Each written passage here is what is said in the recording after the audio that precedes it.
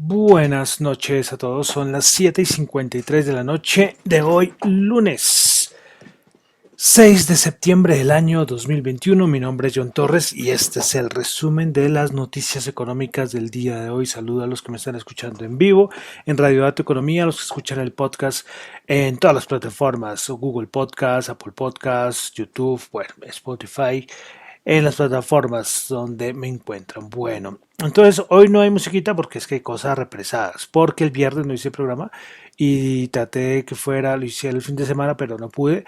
Y bueno, entonces hoy tenemos cositas represadas, entonces vamos a coger lo que ha pasado. Listo, entonces vamos a comenzar. Septiembre 6. Listo, vamos a comenzar con el dato que tuvimos del PMI de servicios en China, un dato muy importante. Y fue porque el Caixin, el PMI de servicios de Caixin, terminó en 46,7 cuando se esperaba 52. Es decir, otro dato macro malo que tuvimos en China. Bueno, también en China tuvimos la noticia, esto es noticias de la semana pasada, pero se me ha olvidado, y es que por orden del gobierno chino, los menores de 18 años solo podrán jugar videojuegos online 1 hora al día, los días viernes, sábados y domingos de 8 a 9 de la noche, además de los días festivos. Pues el gobierno chino tomó esta decisión para restringir, tomó esta decisión de restringir a que los menores de 18 años jueguen menos porque ellos quieren que se disminuya la afición por los videojuegos que tienen los niños. Y el presidente de China, Xi Jinping, dice que los niños o que los menores de 18 años se dediquen a jugar muchos videojuegos de manera online es peligroso para la economía del país. Esa noticia se me había olvidado pasarla y claro, esto afectó en su momento en bolsa a todas las empresas relacionadas con el sector de la tecnología. Una noticia, una medida, pues bueno, muy de China. Bueno, seguimos con cositas de Asia y es que el primer ministro japonés Suga pues anunció que no va a participar en la carrera para seguir siendo el primer ministro en Japón. Esto también es una noticia que alentó a los mercados. ¿Por qué? ¿Qué pasa? Porque es que Suga ha sido una persona de cierta manera muy conservadora y se piensa que el que llegue de reemplazo se puede, por ejemplo, aumentar la liquidez en los mercados, ¿sí? Entonces, como que les gustó a los mercados japoneses, al Nikkei, pues este anuncio de parte del primer ministro Suga. Bueno, vamos a pasar a Europa. Tuvimos datos de PMI de servicios en el Reino Unido, 55, esperaba 55,5. El PMI de servicios en Japón, pero en Japón no, perdón, qué pena. En Alemania 60,8, esperaba 61,5. PMI de servicios en Francia 56,3, esperaba 56,4. En Italia 58, esperaba 58,5. En España 61, esperaba 61,5. Y el de la eurozona se ubicó en 59, esperaba 59,7. Entonces son datos de cierta manera decentes. Por ahí en el Reino Unido, que es el más bajito, pero son, como les digo, decentes. Bueno, seguimos en Europa porque tuvimos 20 minoristas en la eurozona en el mes de julio, menos 2,3%, cuando se esperaba el 0%. También tuvimos el dato de órdenes de fábrica en Alemania, 3,4, cuando se esperaba 0,7, un dato sorpresivamente positivo para Alemania. Bueno, el Bank of America también cambió sus previsiones de crecimiento de la zona euro. Pues bueno, el Bank of America dice que aumenta la previsión de crecimiento económica de la zona euro al 4,8% en este año 2021 y al 3,7% en el 2022. Las anteriores estimaciones eran 4,2%, entonces lo aumentaron al 4,8% para el 2021 y 3,5% y lo aumentaron al 3,7%. Respecto a la inflación, en la zona euro, el Bank of America dice que la previsión es del 2,2% este año, en el 2021. La anterior estimación era del 2%. Para el 2022, 1,7%. Antes era 1,5%. Y para el 2023, 1,3%. Aumenta desde el 1,2%. Bueno, pasamos a Estados Unidos. La semana pasada tuvimos el dato de empleo, que supuestamente, como digo, no hice el programa, pero hay que señalarlo porque ¿Por qué? Porque es importante ver que el dato de empleo, pues esperaban un aumento de 733.000 empleos y se tuvo fue solo un aumento de 235.000. Es un dato, pues de cierta manera malo. Pero en este dato que sale el dato de empleo, hay un valor que es importante y es el de como los salarios, el aumento de por hora, el pago a los trabajadores por hora. Y es que esperaba un aumento del 0,3, pero el aumento fue el 0,6% y aunque sea pequeño, es un aumento considerable. Es decir, en su momento el día viernes los mercados no, o sea, se decía que si el dato salía muy malo de empleo, pues como salió, los mercados se iban a alegrar. Pero este dato del aumento de horas por la hora de paga, como los salarios, no fue bueno porque es una cosa de inflación. Entonces, aquí venimos a que los datos macro malos, pero los datos de inflación, de cierta manera, siguen siendo un poco, no asustadores, pero sí para seguir haciendo seguir analizándolos, ¿no? Porque entonces acá venimos, ¿qué pasa? Porque si los datos macro siguen malos y no levantan cabeza y los datos de inflación sí siguen repuntando, pues ahí volvemos a desempolvar que hace varias semanas que no lo hablábamos de la estanflación. Entonces, pendientes. Bueno, en Estados Unidos también tuvimos el dato de PMI de servicios 55.1, esperaba 55.2, muy a la par. El, el de Market y el ISM, el PMI 61.7, esperaba 61.5. Entonces, por ese lado no hubo problema. El resto de noticias, poca cosa, porque además recuerden que hoy fue festivo en Estados Unidos, Día del Trabajo. Bueno, pasamos a Latinoamérica. Yo les dije que iba a empezar a tener más en cuenta Latinoamérica. Pues bueno, Brasil, PMI de servicios 55.1, esperaba el anterior 54.4. Dato de inflación en Uruguay.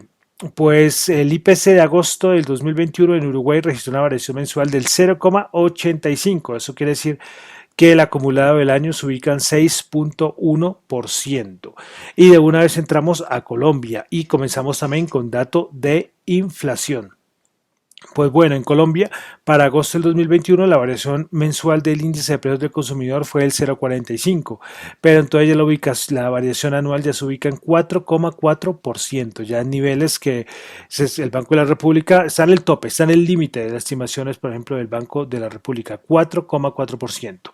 ¿Qué impulsó al alza a la inflación? Pues si miramos la variación mensual del IPC por divisiones de gasto, en el mes de agosto, en el primer lugar, alimentos y bebidas subió el 1,08, restaurante y hoteles 0,99, educación 0,62. Entre estos tres, el aumento fue importante, especialmente alimentos. Y los que menor aumento o variación mensual tuvieron fueron alojamiento, agua, electricidad y gas 0,19, prendas de vestir y calzado 0,07, información y comunicación con menos 0,18.